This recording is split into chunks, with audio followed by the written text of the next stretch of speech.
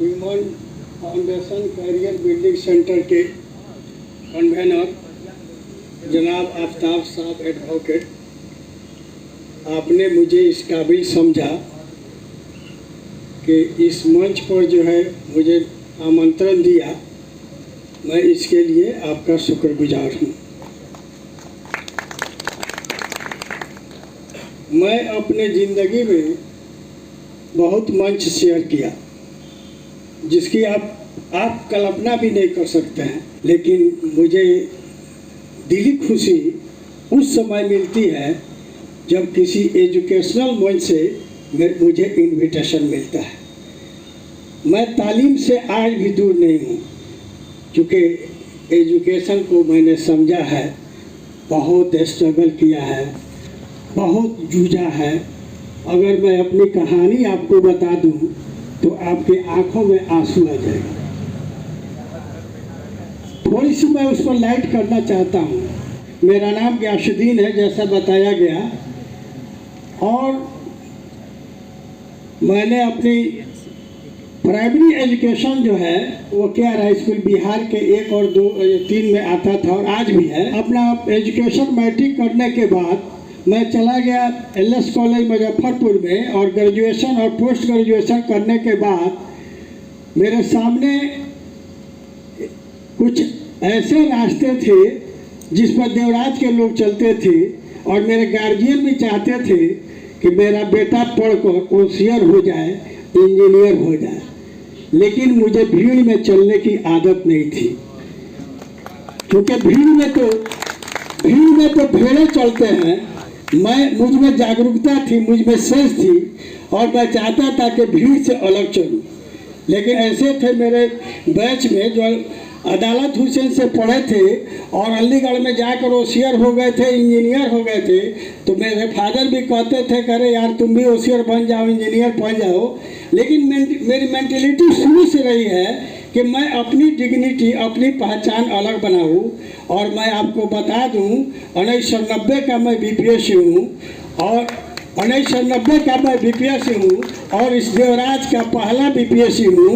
और मुझे बहुत खुशी हुई कि मैंने ट्रैक चेंज किया, लेकिन अफसोस उस समय हुआ और दुख उस समय हुआ कि मेरे BPSC करने के बाद 30 साल के बाद भी देवराज से कोई लड़का नहीं आया। तो मेरी आत्मा को बहुत तकलीफ पहुंची। मैं बहुत मेहनत करके वहाँ पहुंचा था। जब मैं इंटरव्यू देने गया था तो वहाँ सिर्फ लाल और पीला बत्ती वाले लड़के गाड़ी पर चढ़कर आए थे। मेरी औकात क्या थी? रिक्शा पर जाने की थी कमीशन ऑफिस में इंटरव्यू देने के लिए, और मैं इंटरव्यू देकर लौटा तो मैं सोचा कि ये जगह मेरे लिए नहीं है, हम काश होशियार इंजीनियर ही बन जाते। लेकिन मैंने रास्ता खोला था, देवराज के लोगों के लिए रास्ता खोला था।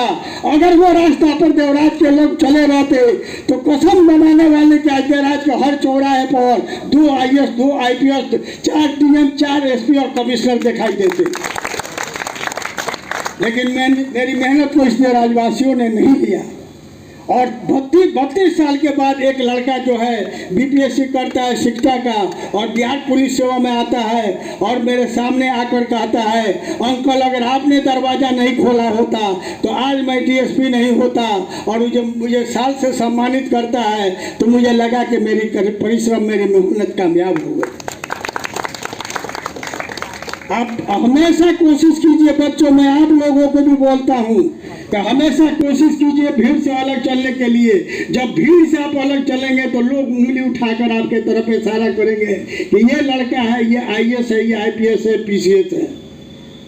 आप बन सकते हैं, क्यों नहीं बन सकते हैं? गाँव है लौरिया के पास, एक लड़की टेलीफोन की कि अंकल आप आइए, हमारा जो है SDM में हो गया BPSC के 69th कंबाइंड कॉम्पिटिशन में, क्या आप अंकल हमको आशीर्वाद दीजिए। मैं गया, उस लड़की का पर्सनालिटी फिगर देखकर तो लग ही नहीं रहा था कि ये लड़की पढ़ने वाली होगी। लड़की वो जो है 69th BPSC कंबाइंड कॉम्पिटिशन में 7th रैंक लाई है। आप क्यों नहीं हो सकते? आप क्यों नहीं हो सकते? आप में क्या कमी है बताइए? आप में जज्बा होना चाहिए। और ये मैं पहले बार देख रहा हूँ कि देवराज के धरती पर एक ऐसा मंच जो है आफ्ताब साहब खड़ा किए हैं जो एजुकेशन से रिलेटेड है। नहीं तो यहाँ पर हर तरह का हमेशा सोशल और पॉलिटिकल मंच हमने देखा है। इतिहास सबको नहीं याद करता, इतिहास उसी को याद करता है जो इतिहास बनाता है। आप समझ लीजिए इसको। आप बच्चों से मेरा यही रिक्वेस्ट है कि आप मेहनत कीजिए, परिश्रम आपका रंग लाएगा, मेहनत कभी बेकार नहीं जाती है। अभी बोली बहुत अच्छा बोली, हमको भी बहुत अच्छा लगा। जमींदार बहुत पैदा हुए, आपको मालूम नहीं है देवराज के धरती पर बहुत जमींदार पैदा हुए, 60 बीघा 80 बीघा 100 बीघा जोतने वाले। लेकिन किसको कौन याद करता है? और शिक्षा एक तालीम एक ऐसी चीज है जो इंसान को जमीन से आसमान पर पहुंचा सकती है। शिक्षा से बढ़कर कोई चीज नहीं है। और आपसे मैं एक सवाल पूछूंगा कि सबसे बड़ा नशा किस में है, तो आप जवाब देंगे कि शराब में है। मैं ठोक के कहता हूँ कि सबसे बड़ा नशा जो है वो तालीम में है। उससे बड़ा कोई नशा ही नहीं हो सकता है।